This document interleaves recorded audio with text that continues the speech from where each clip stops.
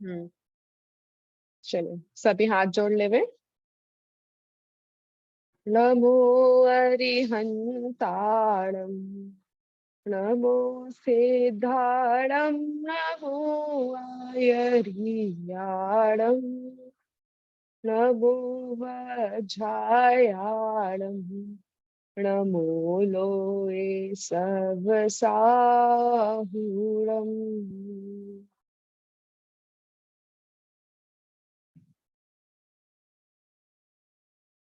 चलिए एक बार जितने भी अब तक हमारे श्लोक हो गए हैं उन सबका एक बार पाठ करेंगे।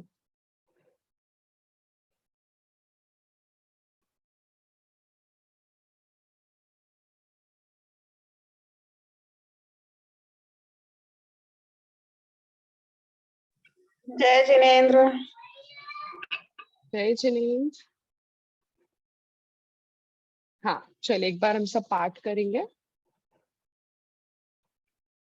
स्वात्मस्थितः सर्वगतः समस्त व्यापार वेदी विनिवृत्त संगः प्रवृद्ध कालोप्य जरो वरेण्यः पायादपायात् पुरुषः पुराणः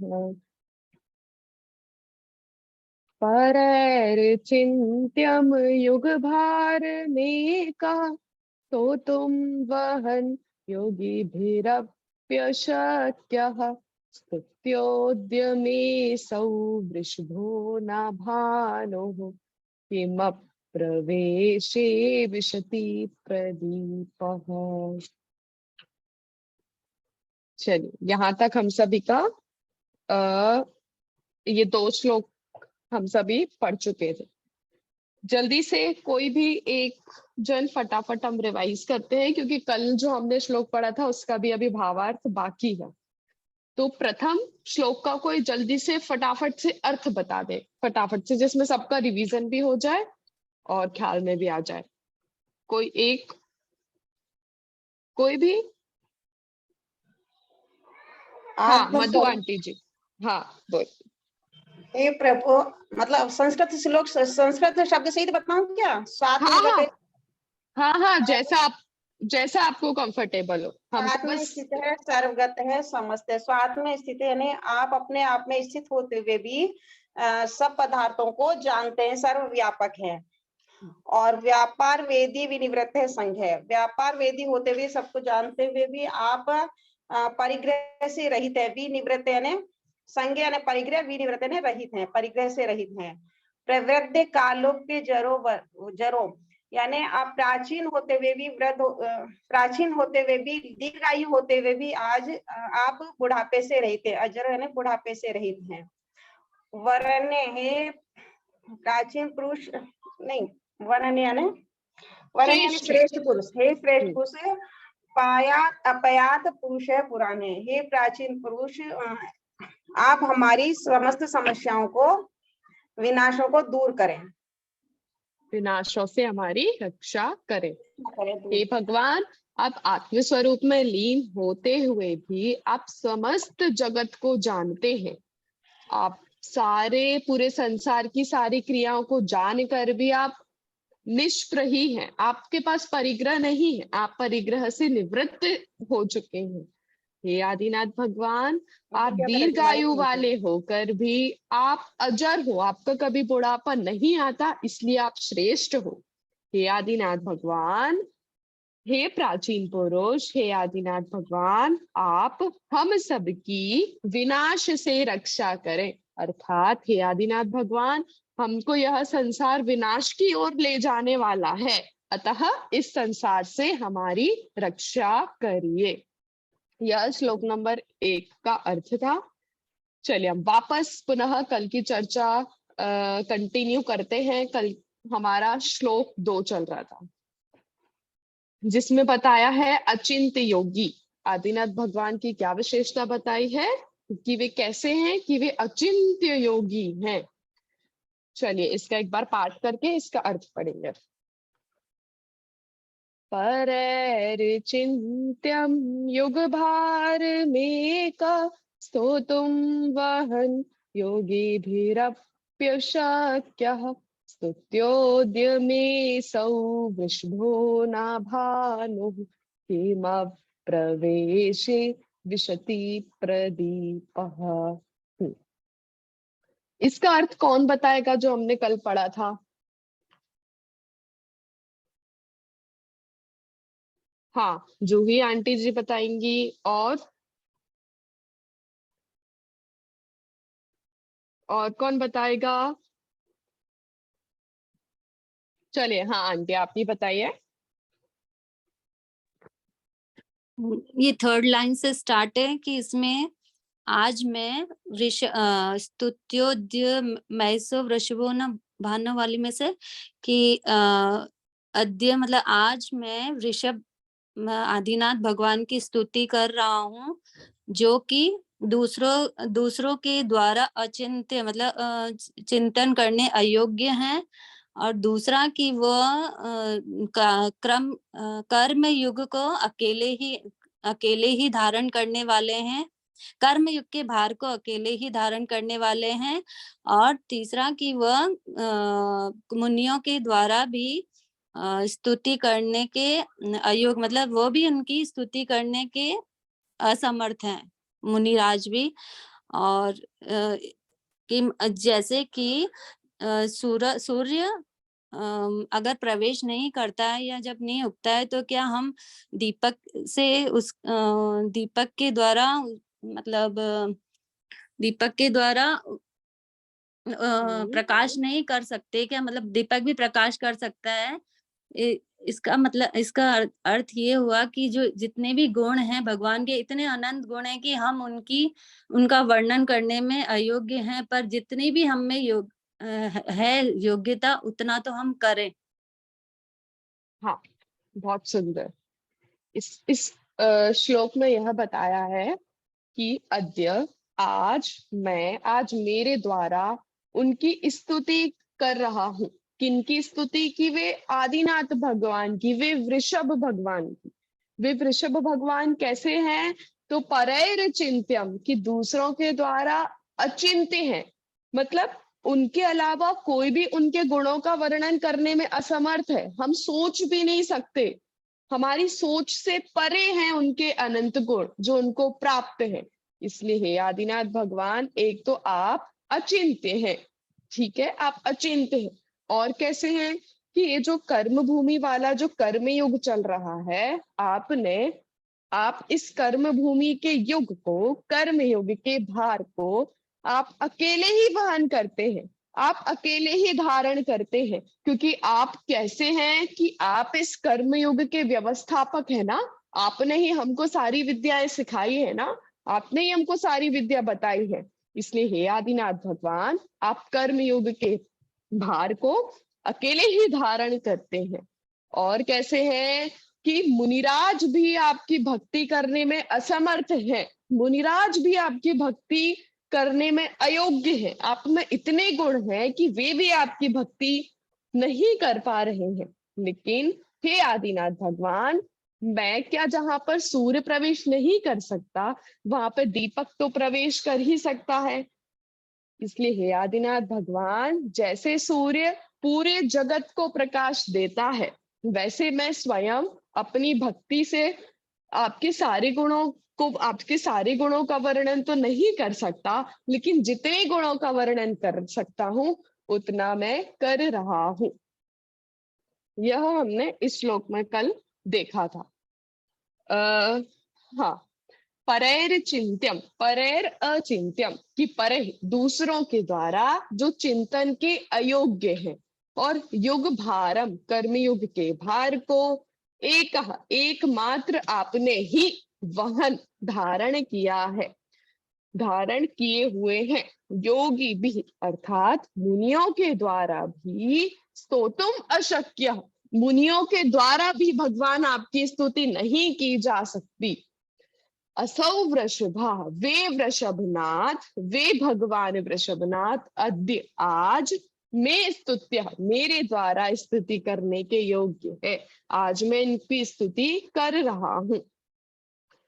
ठीक है, मैं आपकी स्तुति कर रहा हूँ, लेकिन भगवान जैसे किसी गुफा में या किसी अंधेरी जगह में सूर्य का प्रकाश नहीं होता, वहां पर हम अपने दीपक को ले जाकर अपनी वस्तु प्राप्त करते हैं, है ना। दीपक हमको प्रकाश दिखाकर हमारी वस्तु तक हमको पहुंचाता है। वैसे ही है आदिनाथ भगवान, हम आपके सारे गुणों का वर्णन करने में तो असमर्थ है, लेकिन जितने गुणों का वर्णन हम कर सकते हैं, जितनी हम में सामर्थ्य है, उतनी गुणों का वर्णन मैं यहाँ पे कर रहा हूँ। ठीक है, यह भी हमने कल देख लिया था। आज हमको इसके भावार्थ और पद्यानुवाद पढ़ना है। चलो, अभी यहाँ तक किसी को कोई डाउट है क्या? कुछ ऐसा शब्द हो या कुछ और ऐसे पढ़ते नहीं बन रहा हो, अर्थ समझ में नहीं आ रहा हो?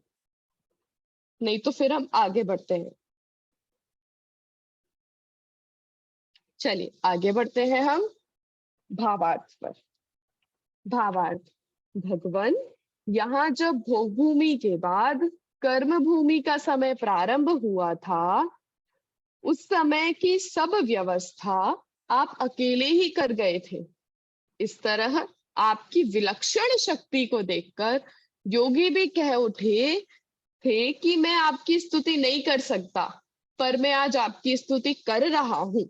इसका कारण मेरा अभिमान नहीं है, पर मैं सोचता हूँ कि जिस गुफा में सूर्य का प्रवेश नहीं हो पाता, उस गुफा में भी दीपक प्रवेश कर लेता है। यह ठीक है कि दीपक सूर्य की भांति गुफा के सब पदार्थों को प्रकाशित नहीं कर सकता। उसी तरह मैं भी योगियों की तरह आपकी पूर्ण स्तुति नहीं कर सकूंगा, फिर भी मुझ में जितनी सामर्थ्य है उससे बाज क्यों आऊं? क्या कह रहे हैं कि हे आदिनाथ भगवान, मैं अभिमानवश आपकी, मैं ऐसा इसलिए आपकी स्तुति अभिमानवश नहीं कर रहा। जैसे बोला कि मुनिराज भी आपकी स्तुति करने में असमर्थ हैं, जब कोई नहीं कर सकते तो मैं करके दिखाऊंगा, मैं कैसे नहीं कर सकता हूँ, ऐसी भावना आ जाती है ना, जिसे हम बहुत बार देखते हैं, अरे ये नहीं कर पाए, ये नहीं कर पाए, लेकिन मैं तो करूंगा, मैं तो करके बताऊंगा, कैसे नहीं कर सकता हूँ। तो धनंजय कवि कहते हैं कि इस अभिमान पूर्वक मैं आपकी स्तुति कर रहा हूं, ऐसा नहीं है, अभिमान बिल्कुल भी नहीं है। लेकिन मैं ये समझता हूँ कि पूरे गुणों का वर्णन करने में तो समर्थ भगवान मैं भी नहीं हूँ, मुनिराज भी नहीं है, लेकिन जितने गुणों का वर्णन करने में मैं समर्थ हूँ उतना तो कर ही सकता हूँ ना। ऐसे भावों को लेकर महाकवि धनंजय ने इस पद्य की रचना की थी। ठीक है, आया समझ में सबको? पक्का? कोई प्रश्न, कोई डाउट, कुछ? चलिए पद्यानुवाद पढ़ते हैं हम सभी। जो अचिंत्य हैं अन्य जनों के, योगी जन भी नहीं समर्थ, जीवन यापन विधि बतलाई, कर्म भूमि में जग के अर्थ।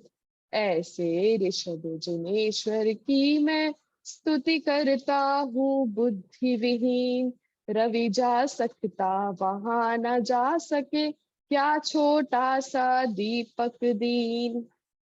क्या बोल रहे हैं कि जो अचिंत्य हैं अन्य जनों के लिए, योगी जन भी जिनका वर्णन करने में असमर्थ है, जीवन यापन, जीवन जीने की कर्म भूमि में आए हैं तो कार्य तो करना पड़ेगा। अब कौन सा कार्य करना है, कैसे करना है, उसकी विधि क्या है, वो हमने कल बात की थी ना। असीम असी कृषि आदि जो विद्याएं हैं आदिनाथ भगवान ने हमको बताई है 6, है ना। वो सारी विधि, वो सारी विद्याएं आदि राजकुमार आदिनाथ ने ही तो हमको बतलाई है ना, इसलिए तो आप व्यवस्थापक कहे जाते हैं। इसलिए जीवन यापन की विधि आपने ही हमको बतलाई है, कर्म भूमि में रहने के लिए। ऐसे ऋषभ जिनेश्वर की मैं स्तुति करता हूँ बुद्धि विहीन, कि बुद्धि से, बुद्धि तो इतनी हम में नहीं है, बुद्धि से तो मैं हीन हूँ, लेकिन फिर भी आदिनाथ भगवान की मैं स्तुति करता हूँ। जैसे रवि जा सकता वहां ना जा सके, क्या छोटा सा दीपक दीन। कि सूर्य वहां पे नहीं जा सकता। जहां पे सूर्य नहीं जा सकता वहां पे दीपक तो जा ही सकता है ना। यहां तक श्लोक नंबर 2।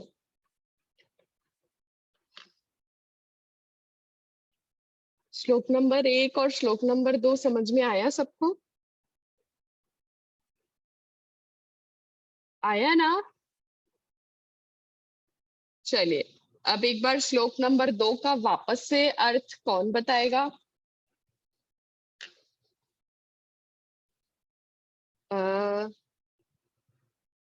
कौन कौन बताने को तैयार है? ज्योति आंटी जी और मधु आंटी जी और हाँ विमलेश आंटी जी और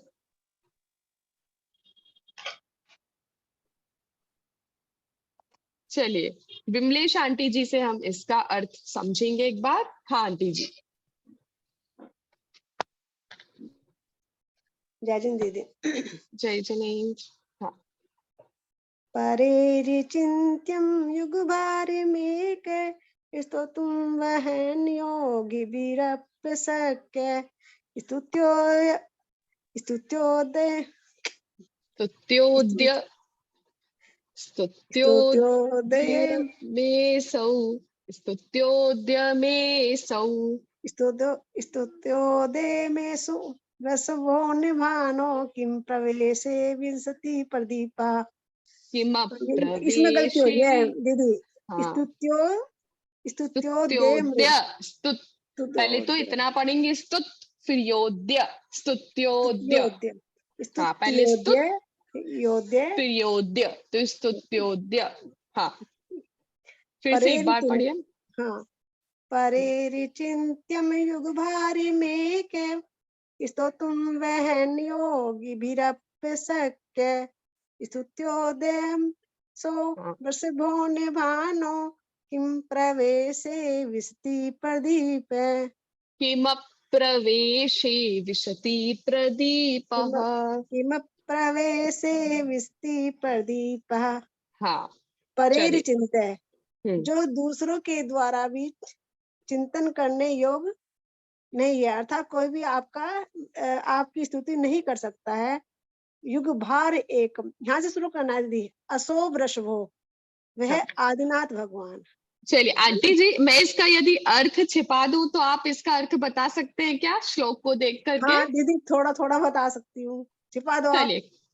चलिए हाँ हाँ एक बार हम अर्थ को हटाते हैं, आप जितना बता पाए उतना ही अच्छी बात है, उतना ही। हाँ चलिए। हाँ परेरिचिन्त्यम युगभारमेकम। परेर माने दूसरों के द्वारा जिनका चिंतन नहीं किया सकता। युगभार एकम, आपने युगभार, एक मिनट, युगभार नेक है। युगभार में कहा।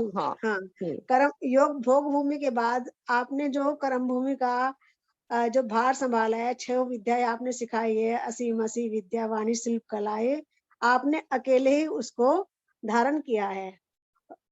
वहन ने है ना, वहन धारण किया है। हाँ हाँ आपने संभाल रखा है, मतलब उसको योगी विरपस्सक्य, योगियों के द्वारा भी आपकी स्तुति नहीं कर हो पा रही है, मतलब योगी भी समर्थ नहीं की है, जा सकती, नहीं की जा सकती। हाँ लेकिन फिर भी वे स्तुति कर रहे हैं।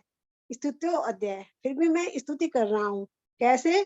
जैसे अगर गुफा के अंदर सूर्य का प्रवेश नहीं हो पाता तो दीपक का तो प्रकाश हो ही सकता है। किम प्रवेश है, क्यों प्रवेश नहीं हो सकता?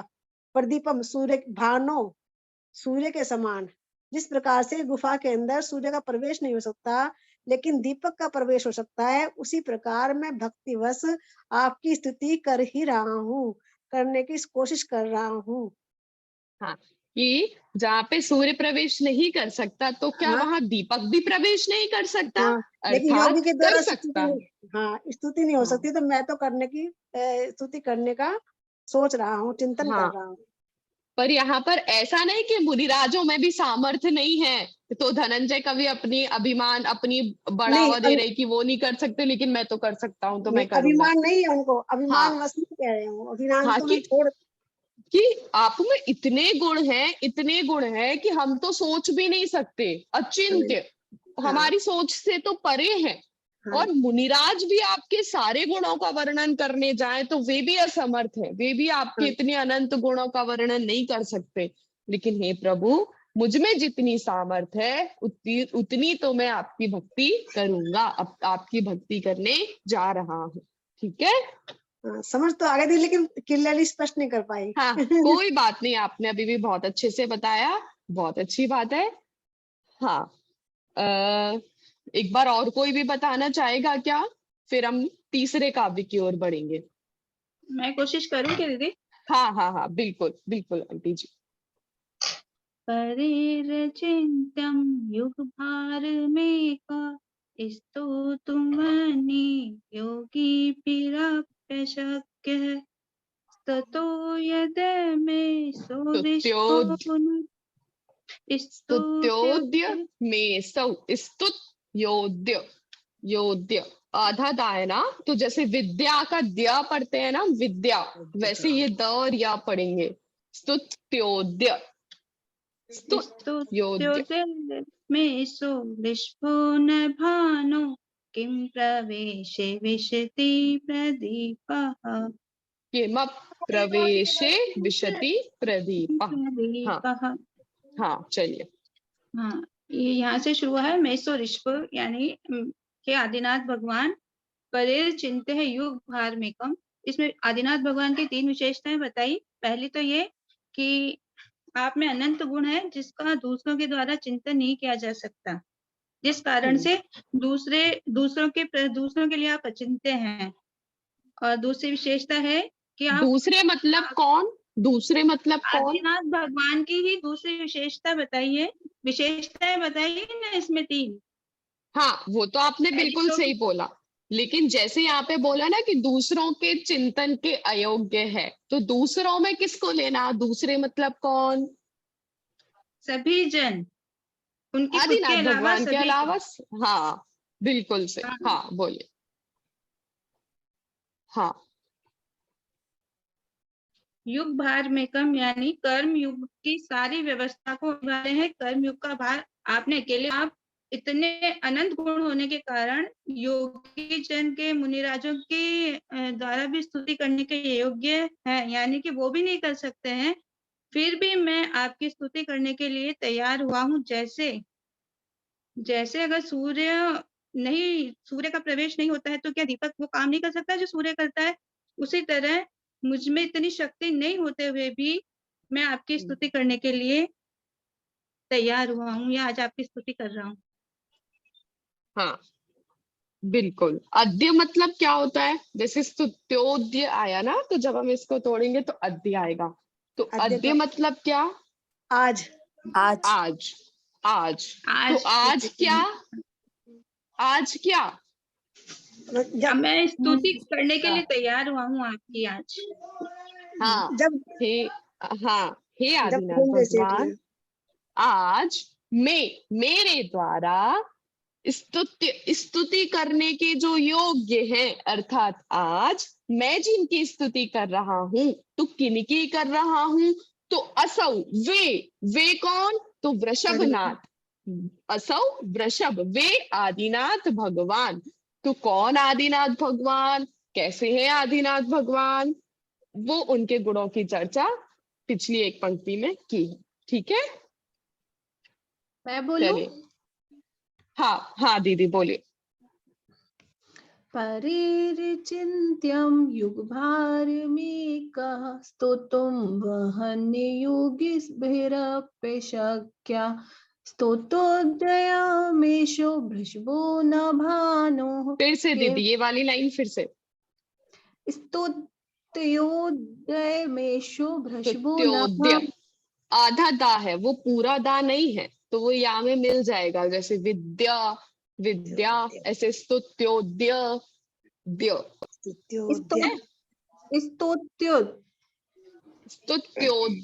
स्तुत्योद्य या पूरा है ना, तो या भी बोलने में आना चाहिए, स्तुत्योद्य। स्तुतोद्यमेषु वृषभो न भानु किम प्रवेशे विशति प्रदीपः। विशति मैं प्रदीपः। हाँ चलिए। हाँ, मैं आज की स्तुति करने के योग्य हुआ हूँ। वे ऐसे वे आदिनाथ भगवान जिनके गुणों का वर्णन करने में मैं असमर्थ हूँ, क्योंकि आप अचिंत हैं, मतलब कि आप में अनंत गुण है और जो कि दूसरों के चिंतन के पर के चिंतन स्तुति के करने के, एक मिनट, स्तुति करने की अयोग्य हुआ हूँ। मतलब अयोग मतलब स्तुति करने के योग्य हूँ, सॉरी। हाँ, हे आदिनाथ भगवान, आज मैं आपकी स्तुति करने के योग्य हुआ हूँ, अर्थात समर्थ हुआ हूँ। अर्थात हे आदिनाथ भगवान, मैं आज आपकी स्तुति कर रहा हूँ। सिंपल, स्तुति कर रहा हूँ। ठीक है। हाँ, योग्य हूँ, हाँ, योग्य हुआ हूँ और वे आदिनाथ ऐसे भगवान जिनके गुणों का वर्णन करने में असमर्थ हूँ। आप इस युग के इस कर्म युग के भार को वहन कर रहे हो या करे हो, और आपके गुणों का वर्णन करना तो मुनिराजों द्वारा भी नहीं, आपके गुणों का वर्णन तो मुनिराजों द्वारा भी नहीं किया जा सकता। जैसे कि सूर्य ही ना सही पर दीपक के समान ही मैं वर्णन करने में समर्थवान बना हूँ। और बस। अच्छा। परैर चिंत्यम मतलब? परैर चिंत्यम मतलब आपके दूसरों का हाँ, चिंतन, क्या? फिर से। दूसरों का चिंतन करने योग्य। अच्छा। दूसरों ज्योति के आंटी जी, ज्योति आंटी जी आप बताइए, प्रिया दीदी ने सही बोला क्या? परैर चिंत्यम मतलब क्या? दूसरों के द्वारा उनके गुणों का मतलब चिंतन नहीं किया जा सकता। हाँ, दूसरों के द्वारा उनका चिंतन नहीं करा जा सकता, दूसरों के द्वारा अचिंत्य। ठीक है, अचिंत्य। अचिंत्य। हाँ, चलिए अब आगे बढ़े हम तीसरे श्लोक में। हाँ, चलिए।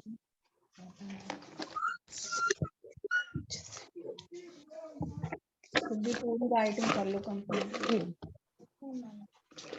मेरे स्तुत्य, स्तुत्य अर्थात मेरे द्वारा जो स्तुति करने के योग्य है, अर्थात मैं जिनकी स्तुति करने के लिए समर्थ हूँ, है ना, उनके लिए यह श्लोक लिखा गया है। और वे हमारे स्तुत्य कौन है?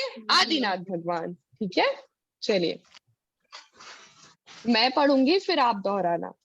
तत्याज शक्रः शकनाभिमानम्। तत्याज शक्रः शकनाभिमानम्। तत्याज शक्रः शकनाभिमानम्। तत्याज्य शक्रः शकनाभिमानम्। नाहं त्यजामि स्तवनानुबन्धम्। नाहं त्यजामि स्तवनानुबन्धम्। नाहं त्यजामि स्तवनानुबन्धम्। नाहं त्यजामि स्तवनानुबन्धम्। स्वल्पेन बोधेन ततोऽधिकार्थम्। कल्पेन बोधेन ततोऽधिकारम्। स्वल्पेन बोधेन ततोऽधिकार्थम्। स्वल्पेन बोधेन ततोऽधिकारम्। वातायनेनैव निरूपयामि। वातायनेनैव निरूपयामि। वातायनेनैव निरूपयामि। वातायनेनैव निरूपयामि। एक एक लाइन पढ़ेंगे अब, है ना। तत्याज शक्रः शकनाभिमानम्। नाहं त्यजामि स्तवनानुबन्धम्। शक्रः शक्नाभिमानं नाहं त्यजामि स्वल्पेन बोधेन ततोऽधिकार्थं वातायनेनैव निरूपयामि। स्वल्पेन बोधेन ततोऽधिकार्थं ततोऽधिकार्थं वातायनेनैव निरूपयामि। सत्याजशक्रः शकनाभिमानं नाहं त्यजामि स्तवनानुबन्धं स्वल्पेन बोधेन ततोऽधिकार्थं वातायनेनैव निरूपयामि। पढ़िए।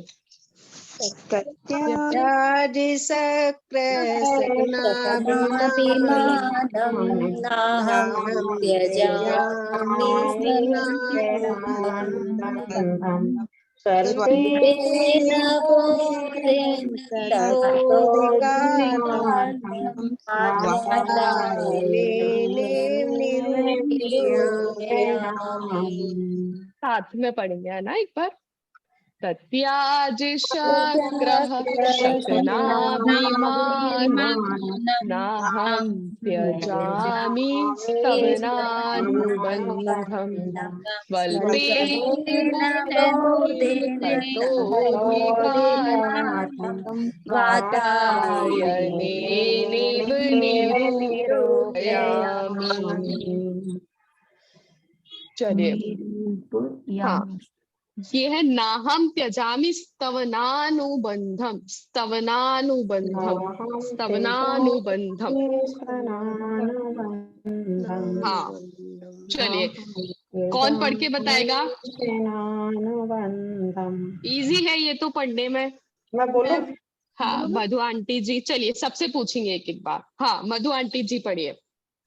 तत्याजशक्रः शकनाभिमानं नाहं त्यजामि स्वेनानुबन्धं स्वल्पेन बोधेन ततोऽधिकार्थं वातायनेनैव निरूपयामि।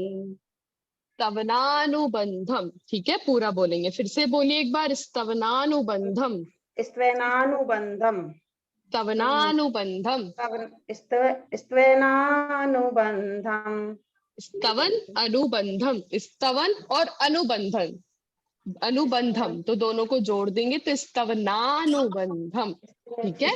स्वेनानुबन्धं, वेरी गुड। हाँ, स्तवनानुबंधम। हाँ हाँ हाँ, अब सही आया। स्वेनानुबन्धं। चलिए, विमलेश आंटी जी पढ़कर बताएंगी।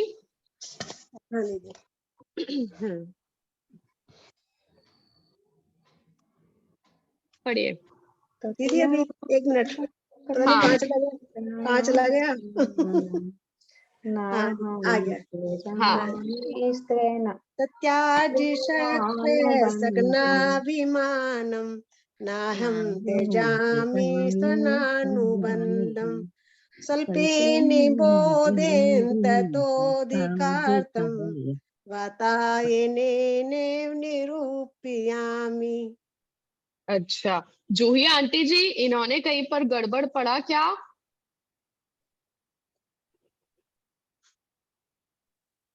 हाँ, शक्रः शकनाभिमानं थोड़ा सा गलत लगा था। अच्छा, एक बार जूही आंटी जी पढ़कर बताएंगी, फिर वापस से विमलेश आंटी जी पढ़ेंगी, ठीक है? ध्यान से सुनिएगा। चलिए, हाँ आंटी जी पढ़िए। सत्याजशक्रः शकनाभिमानं नाहं त्यजामि स्तवनानुबन्धं स्वल्पेन बोधेन ततोऽधिकार्थं वातायनेनैव निरूपयामि। Very good. हाँ, अब विमलेश आंटी जी पढ़ेंगे एक बार। तत्याजशक्रशकनाभिमानं नानं त्यजामि नाहम, नाहम नाहं त्यजामि स्वनानुबन्धं स्वल्पे निबोधेन ततोऽधिकार्थं वातायनेनैव निरूपयामि। चलिए एक बार हम सभी 5 बार स्तवनानुबंधम ये बोलेंगे सब अपने अपने में, ठीक है? 5 बार। चलिए स्तवनानुबन्धं स्तवनानुबंधम स्तवनानुबंधम स्तवनानुबंधम स्तवनानुबंधम स्तवनानुबंधम। चलिए हाँ, अब बोलिए फिर से आंटी जी, बोलिए। मैं हाँ, बोलूं? ये स्तवनानुबंधम स्तवनानुबन्धं स्तवनानु, स्तवनानुबन्धं हाँ वाह पूरा है ना, तो स्तवनानुबन्धं। हमको पूरा बोलना पड़ेगा। हाँ, स्तवनानुबंधम स्तवनानुबंधम, है ना? स्तवनानुबन्धं हाँ स्तवनानुबन्धं। चलिए, अब आप धीरे धीरे ऐसे पाठ करेंगे ना, डेली डेली पढ़ेंगे आराम से, धीरे धीरे रुक रुक कर, तो वो आपके अभ्यास में आ जाएगा। चलिए ज्योति आंटी जी पढ़ेंगे अब।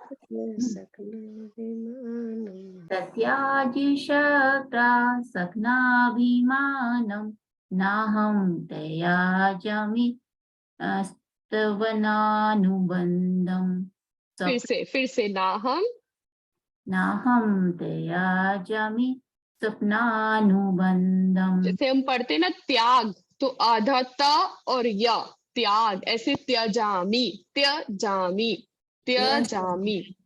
हाँ नाहं त्यजामि स्वप्नानुबन्धं स्वप्ने नाहम त्यजामी नाहं नाहम त्यजामी।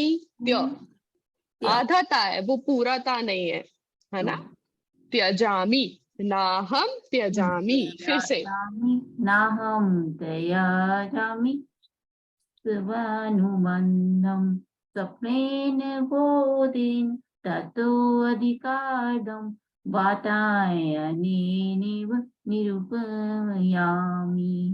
निरूप, देखो कहीं भी आपको कुछ भी ऐसे आधा शब्द, जहाँ पे हम पूरा शब्द बोल रहे हैं ना, आधा शब्द बोल रहे हैं ना, वहां पे पूरा शब्द है। जैसे त नाहम त्यजामी में आधा त है, ठीक है? निरूपयामी में पूरा पा है, पूरा, तो उसको हम आधा नहीं पढ़ेंगे। और त आधा है तो उसको पूरा नहीं पढ़ेंगे, अच्छा ठीक है? जैसे तत्याज शक्रः शकनाभिमानम नाहम त्यजामि त्यजामि त्यजामि त्यजामि त्यजामि।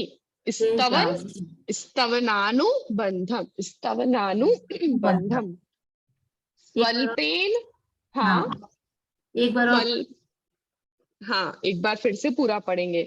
स्वल्पेन बोधेन ततोऽधिकार्थम वातायनेनैव निरूपयामि निरूपयामि।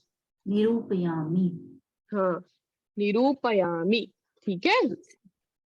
तत्याजि शक्र शक्नाभिमानं नाहं त्यजामि ना हम त्यजामि, त्याग बोलो आप, त्याग।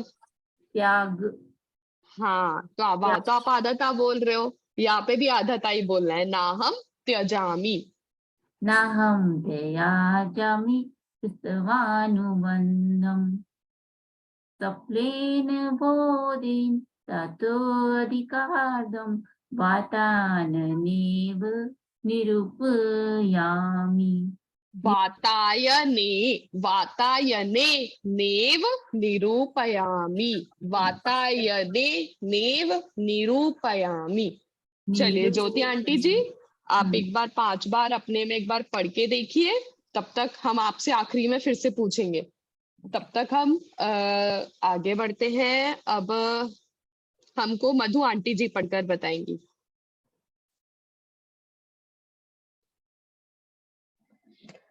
तत्याजे शक्रः शकनाभिमानं नाहं त्यजामि स्वनानुबन्धं स्वल्पेन बोधेन ततोऽधिकार्थं वातायनेनैव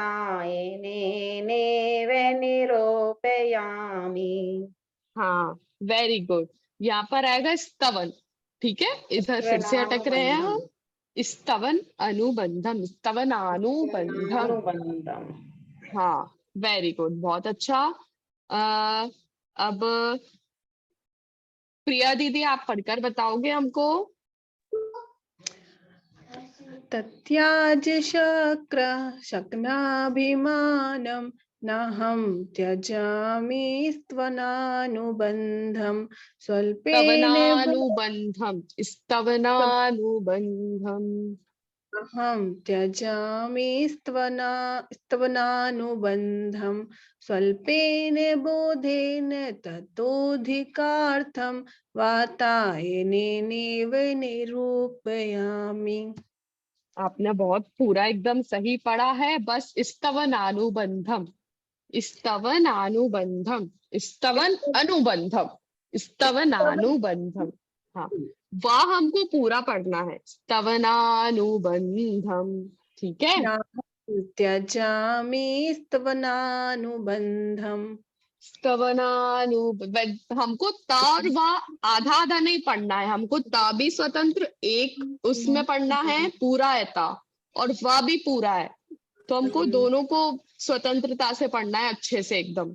स्तवनानुबंधम, स्तवनानुबंधम। आधा सा, सिर्फ सा है वही आधा है, बाकी स्तवन में कुछ भी आधा नहीं है। स्तवनानुबंधम। हाँ हम त्यजामि स्तवनानुबन्धं। हाँ, अब एकदम सही आया, बहुत अच्छे। अब हाँ, अब कौन पढ़कर बताएगा हमको, नहीं तो फिर हम आगे बढ़ेंगे। मैं पढ़ूं? हाँ, त्यज शक्र शक्नाभिमानं नाहं त्यजामि स्त्वनानुबन्धं स्वल्पेन बोधेन ततोऽधिकार्थं वातायनेनैव निरूपयामि। बहुत सुंदर, बहुत अच्छा। और कोई? एक बार मैं भी पढ़ लेती हाँ हाँ, पढ़िए पढ़िए।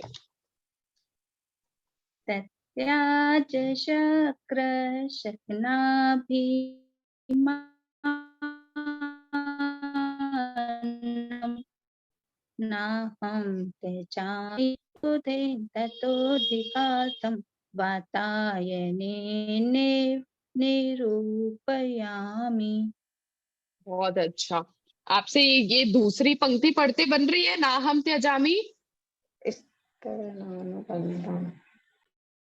नाहं त्यजामि स्त्वनानुबन्धं। स्तवनानुबंधम, बहुत सुंदर। चलिए, अब इसका हम अर्थ देखते हैं। मैं पढ़ूँ एक बार और? हाँ हाँ आंटी, पढ़िए पढ़िए। तत्याज शक्र शक्नाभिमानं नाहं त्यजामि स्तवानुबन्धं स्वल्पेन बोधेन ततोऽधिकार्थं वातायनेनैव निरूपयामि। ना हम त्यजामी, त्यजामी। आप बोलो त्य, त्य बोलो त्य, त्य। हाँ, फिर जामी, त्य। हाँ, तो त्य। त्यजामि, हाँ, ना हम त्यजामी। हाँ त्यजामि स्तवानुबन्धं। हाँ, अब एकदम सही, बहुत सुंदर। चलिए, अर्थ देखते हैं हम।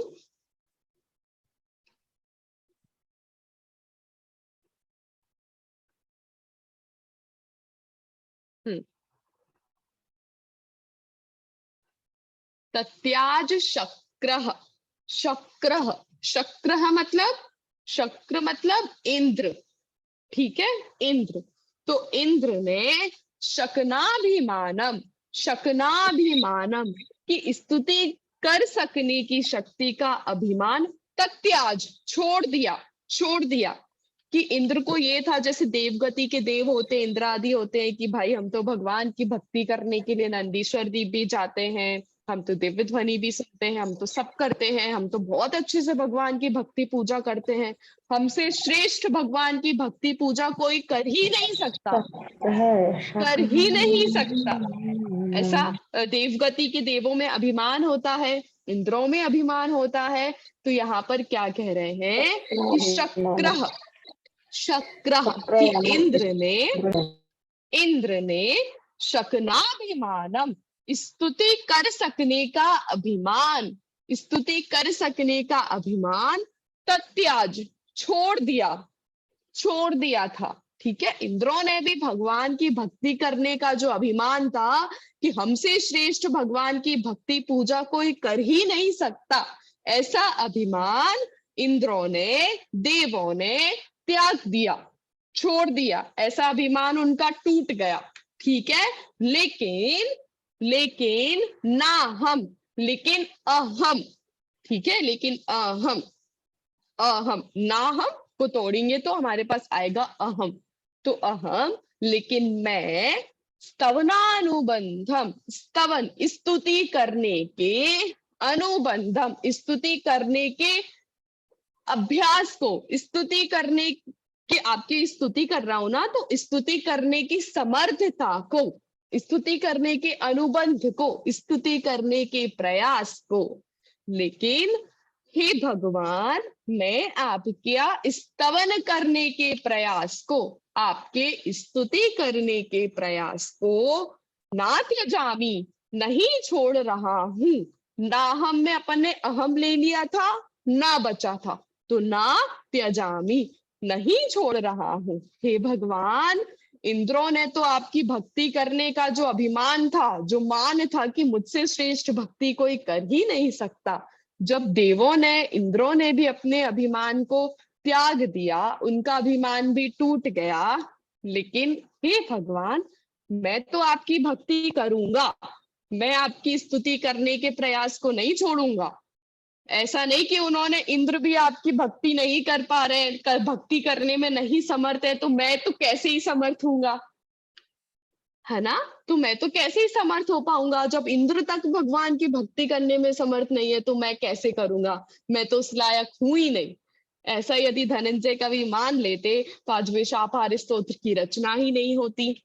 लेकिन धनंजय कवि कह रहे हैं कि इंद्रों ने ऐसे अभिमान तक को छोड़ दिया कि मैं भगवान की भक्ति, कि मैं सर्वश्रेष्ठ भगवान की भक्ति कर सकता हूं। ऐसे अभिमान को जब इंद्रों ने, देवों ने छोड़ दिया था, तो क्या मैं भी छोड़ दूंगा भगवान की भक्ति करना? मेरे अंदर जितनी सामर्थ्य है, क्या उतनी सामर्थ्य से भी मैं भगवान की भक्ति नहीं कर सकता? क्या अवश्य कर सकता हूं। जितनी सामर्थ्य है उतनी भक्ति करूंगा, लेकिन करूंगा जरूर, जितनी है सामर्थ्य उतनी करूंगा। इसलिए भगवान, इंद्रों ने छोड़ा, इंद्रों का अभिमान टूटा तो टूटा, उन्होंने छोड़ा तो छोड़ा, लेकिन मैं आपकी भक्ति करना नहीं छोड़ूंगा। ठीक है, क्योंकि मैं तो अभिमान पूर्वक आपकी भक्ति कर ही नहीं रहा हूं। मेरे अंदर, अभी पिछले श्लोक में हमने पढ़ा ना कि धनंजय कवि अभिमान पूर्वक भगवान की भक्ति कर रहे हैं, भगवान की भक्ति करने के लिए स्तोत्र लिख रहे हो, ऐसा नहीं है।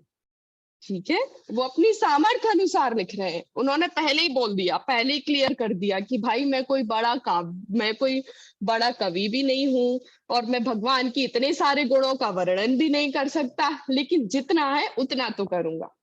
इस काव्य में भी धनंजय कवि यही कह रहे हैं कि इंद्र नहीं कर रहे, नहीं कर सकते, उनका अभिमान टूट गया तो टूट गया, पर मैं जितने प्रयास कर सकता हूं, जितना अभ्यास कर सकता हूं, जितनी सामर्थ्य है उतनी भगवान की भक्ति तो कर सकता हूं ना।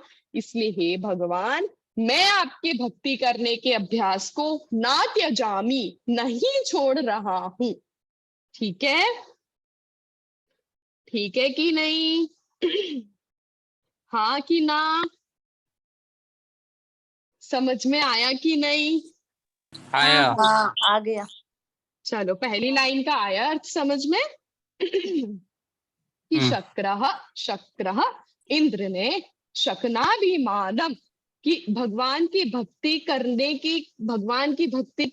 करने की जो शक्ति है, ऐसे अभिमान जो इंद्रों में था, उस अभिमान को उन्होंने तत्याग छोड़ दिया था, अभिमान का त्याग कर दिया था कि भैया अनंत गुण है, मैं भी भगवान की भक्ति, अनंत गुणों को लेकर भगवान की भक्ति करने की सामर्थ्य तो मुझ में भी नहीं है। ऐसे अभिमान को कि मैं ही कर सकता हूँ भगवान की भक्ति, ऐसे इंद्रों में होता है ना, क्योंकि इंद्र और देव में सामर्थ्य तो है ही, तो वो तो कर ही सकते हैं। लेकिन उन्होंने भी बोल दिया कि इतनी स्तुति तो, इतने गुणों का वर्णन तो मैं भी नहीं कर सकता।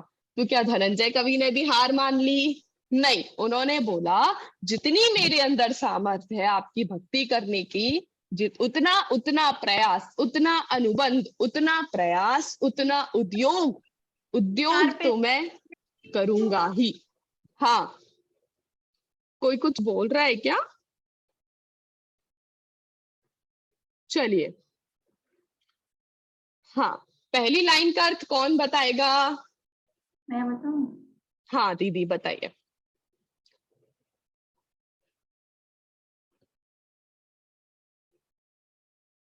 बताइए।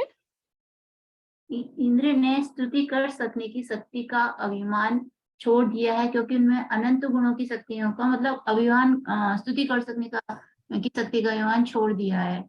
किंतु मैं आपकी इस स्तुति के को करने का ये प्रयास है, उसको मैं नहीं छोड़ रहा हूँ। हाँ, उसका त्याग मैं तो नहीं करूंगा। इंद्रों ने हार मान ली तो मान ली, लेकिन मैं तो हार नहीं मानूंगा। मेरे अंदर जितनी सामर्थ्य है उतनी स्तुति तो भगवान में आपकी करूंगा ही। शक्रः, इंद्रों ने, शकनाभिमानम, स्तुति करने का जो अभिमान देवों में होता है, उस अभिमान को तत्याज, छोड़ दिया था, तभी छोड़ दिया था। लेकिन हे आदिनाथ भगवान, अहम, मैं, आपकी स्तवन अनुबंधम, आपकी स्तुति करने के प्रयास को मैं तो ना त्यजामी, मैं त्याग नहीं करता हूं। मैं आपकी स्तुति करना छोड़ दूं, ऐसा तो नहीं। ठीक है, पहली पंक्ति का अर्थ। दूसरी पंक्ति, वातायनेनेव, वातायनेन, वातायन, वातायन संस्कृत में वातायन मतलब होता है खिड़की, ठीक है, झरोका, खिड़की। तो वातायन इव, वातायने इव, इव मतलब तरह, समान। तो जैसे खिड़की से हम कभी झांकते हैं, जैसे हवा महल जाओगे तो हवा महल की खिड़कियां कितनी छोटी छोटी है, पर आप जैसे ही उसमें झांकोगे ना तो आपको पूरे रोड दिखेगी, पूरे जयपुर का पूरा व्यू दिखेगा, है ना। है तो खिड़की छोटी सी, आप घर पर ही देख लो, आप अपनी खिड़की से ऐसे झांकते होगे तो आपको पूरी सोसाइटी दिखती होगी, है ना। वैसे वातायन, झरोके की तरह, वातायने नेव, झरोके की तरह, खिड़की की तरह, स्वल्पेन बोधेन, जैसे खिड़की होती तो छोटी सी है, वैसे ही हे भगवान मेरी जो बुद्धि है वह कैसी है तो अल्प, थोड़ी सी बुद्धि है। क्षयोपशम ज्ञान है ना भगवान, इसलिए छोटी सी बुद्धि है। हमें कोई अधिक ज्ञान हो ऐसा तो नहीं है, है ना।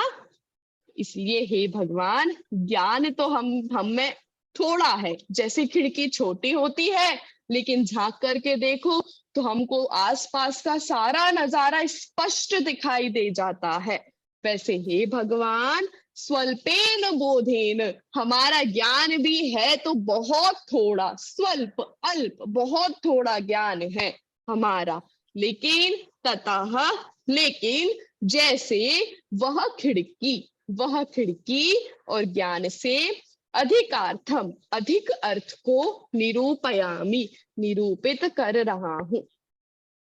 कि मैं खिड़की के बाहर देख रही हूँ और मैं उतना देख रही, जितना मैं देख सकती हूँ स्पष्ट रूप से, जितना ज्यादा मुझे दिख रहा है उतना ज्यादा मैं देख सकती हूँ जितना, उतना मुझे सब कुछ दिख रहा है छोटी सी खिड़की से। वैसे ही हे भगवान छोटे से ज्ञान से, अल्प ज्ञान से मैं जितने अधिक गुणों का वर्णन करने में, अधिक अर्थ का वर्णन करने में, अधिक अर्थ का वर्णन करूंगा, करने की कोशिश करूंगा। निरूपयामी, कर रहा हूं, वर्तमान काल, निरूपयामी, कर रहा हूं। ठीक है, फिर से बताऊं दूसरी लाइन का अर्थ। ठीक है। चलिए एक बार और फिर से, वातायने नेव, वातायन जैसे झरोका या खिड़की, खिड़की या झरोका छोटा सा होता है ना, छोटी सी खिड़की होती है, वैसे ही हे भगवान स्वल्प बोधेन, मेरा ज्ञान भी कैसा है, स्वल्प है, थोड़ा सा ज्ञान है, लेकिन जैसे वह खिड़की से देखने पर हमको जितना अधिक नजारा हम देख सकते हैं उतना देखते हैं, वैसे ही इतने से ज्ञान से, अल्प ज्ञान से मैं जितने गुणों का वर्णन करने में समर्थ हूँ भगवान, उतना मैं यहाँ पर निरूपित कर रहा हूँ, वर्णन कर रहा हूँ, आपकी भक्ति कर रहा हूँ। आया? आया कि नहीं आया? आया जी। कठिन तो नहीं है? नहीं। चलिए दूसरी लाइन का अर्थ कौन बताएगा? मैं बताऊं? हाँ आंटी जी बताइए, बिल्कुल बताइए।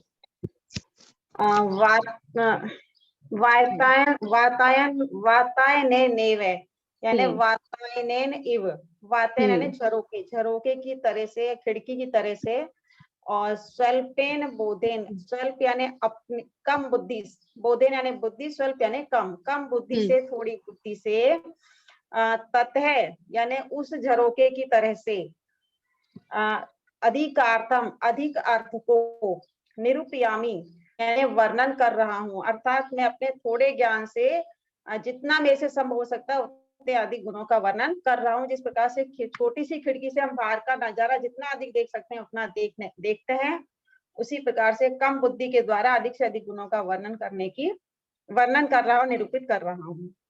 कितना सुंदर काव्य महाकवि धनंजय ने लिखा है, मतलब ऐसा लग रहा है किसी मुनिराज ने या फिर आचार्य ने इस स्तोत्र की रचना की हो। जब हम भावों को गहराई से समझते हैं, पढ़ते हैं, तो ऐसा लगता है कि मुनिराजों की भाषा है ये। मतलब कितनी उच्च कोटि की भक्ति। महाकवि धनंजय जो कि गृहस्थ थे, कोई आचार्य नहीं थे, वे मुनिराज नहीं थे, वे स्वयं एक गृहस्थ थे, और उन्होंने कितनी ऊंची भावना से, कितनी सरलता से इस काव्य की रचना की है। हाँ हाँ, और कोई बताएगा दूसरी लाइन का अर्थ? मैं बताऊं? हाँ हाथ उठाइए फिर हम पूछेंगे। विमलेश आंटी जी तैयार है बताने के लिए, शीतल आंटी जी तैयार है बताने के लिए, जूही आंटी जी, प्रिया दीदी। मैं बता दूं, मेरा तो हाथ ही नहीं उठा। हाँ रितु आंटी जी, हाँ रितु आंटी जी आप बताइए।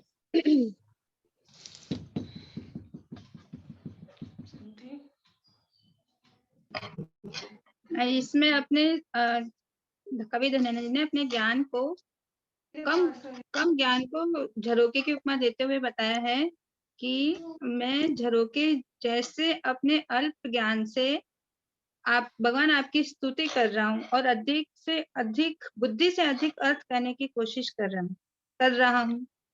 वर्तमान में लिखा है। एक एक शब्द का बताऊं क्या? स्वल्पेन यानी कम, हाँ। स्वल्पेन बोधन यानी अल्प बुद्धि, तत्वोधिकांश यानी जितना कह सकता हूँ उससे अधिक अर्थ, वातायने यानी झरोके की तरह है, निरूपयामी यानी कह रहा हूँ। तो मैं मेरे झरोके के समान अल्प ज्ञान से जितना कह सकता हूँ उससे अधिक अर्थ, आपके गुणों का उससे अधिक अर्थ करूंगा। जैसे देखो खिड़की होती है ना, तो खिड़की से हमको पूरा का पूरा सब नजारा दिख जाए ऐसा तो संभव नहीं है ना, लेकिन जितना दिखता है आसानी से उतना तो हम देखते ही हैं। लेकिन जितना हमको थोड़ा बहुत भी दिखता है ना, तो हम इसे झांक झांक के देखते हैं कि पूरा दिख जाए, कितना सुंदर है वो दिख जाए, फिर थोड़ा सा और आगे झुकेंगे, फिर थोड़ा सा पीछे होके देखेंगे कि जैसे तैसे दिख जाए। वैसे ही यहाँ पर महाकवि धनंजय कह रहे हैं कि मेरा ज्ञान तो अल्प है, लेकिन उस ज्ञान में जा करके मैं जितने गुणों का वर्णन कर सकता हूँ, जैसे बने वैसे कर सकता हूँ, वैसा वर्णन मैं यहाँ पर कर रहा हूँ। ठीक है, चलिए अब पूरे काव्य का अर्थ बताना है, शब्दशः पूरे काव्य का शब्दशः अर्थ बताना है।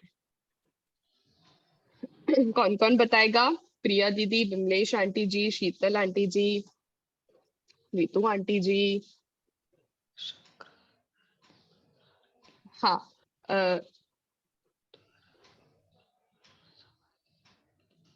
ज्योति आंटी जी, हाँ बताइए। तत्याज शक्रा शक्नाभिमानम।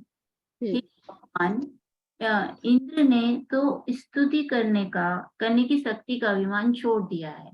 यहाँ इंद्र भगवान के लिए यूज हुआ है, तो उन्होंने भगवान के गुणों का स्तुति कर सकने का अभिमान छोड़ दिया है। ना हम तय जामी, किंतु मैं स्तवान अनुबंधन, किंतु मैं आपके गुणों को क्या कहते हैं, आपके गुणों की स्तुति करने के प्रयास को नहीं छोड़ रहा हूँ।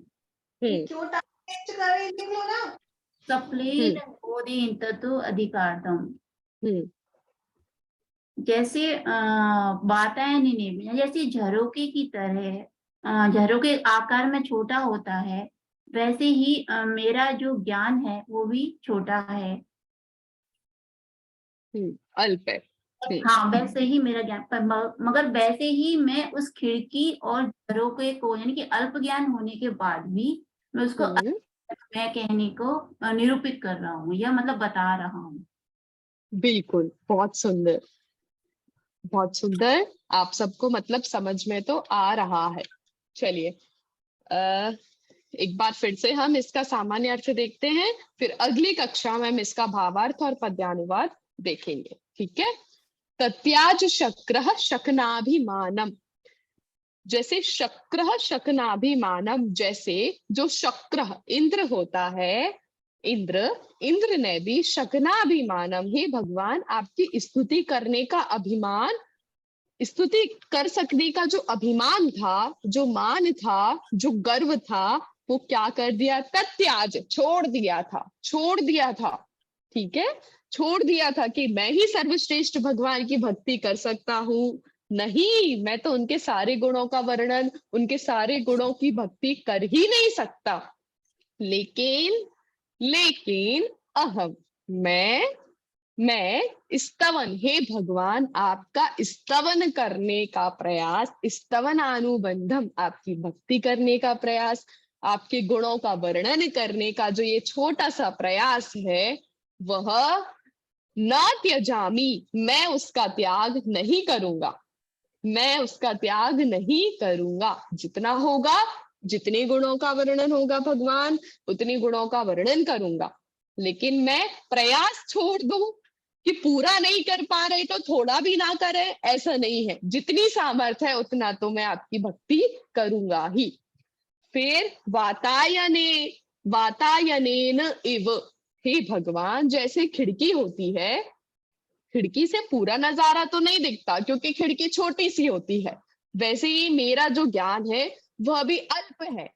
तो अल्प ज्ञान में आपके पूरे गुण मुझे दिख जाए, मुझे समझ में आ जाए, ऐसा भी नहीं है, क्योंकि मेरा ज्ञान तो अल्प है, बुद्धि बहुत छोटी है, समझ में इतनी आसानी से नहीं आता, क्योंकि क्षयोपशम ज्ञान है। इसलिए हे भगवान, जितनी बुद्धि है, जितना ज्ञान है, उतने ज्ञान से ही मैं अधिक जितने अधिक हो सकते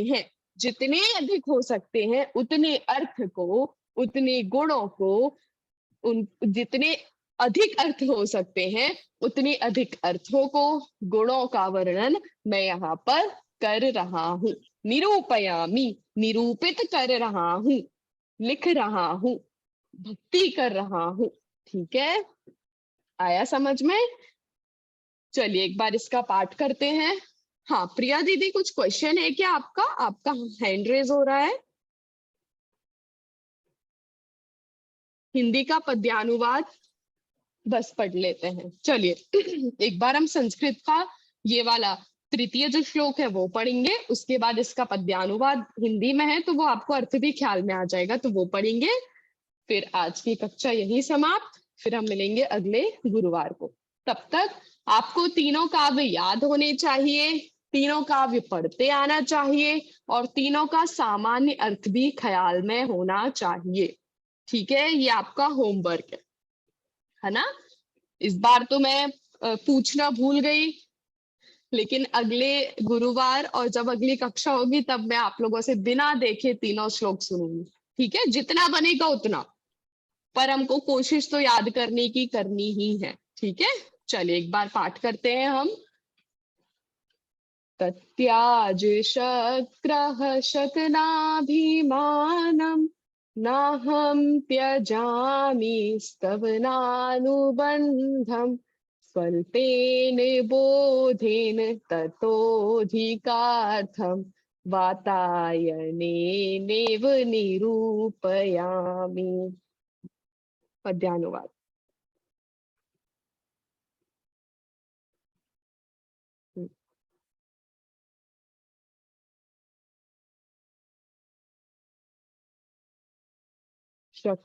शक्त इंद्र का स्तुति करने का नहीं रहा चाहे सामर्थ, मैं नहीं छोड़ूंगा स्तुति करना, मेरी भक्ति ना होगी व्यर्थ। स्वल्प ज्ञान से अधिक प्रयोजन होगा स्वामिन मेरा सिद्ध, खिड़की से भी बहु चीजों का देखा जाना जगत प्रसिद्ध।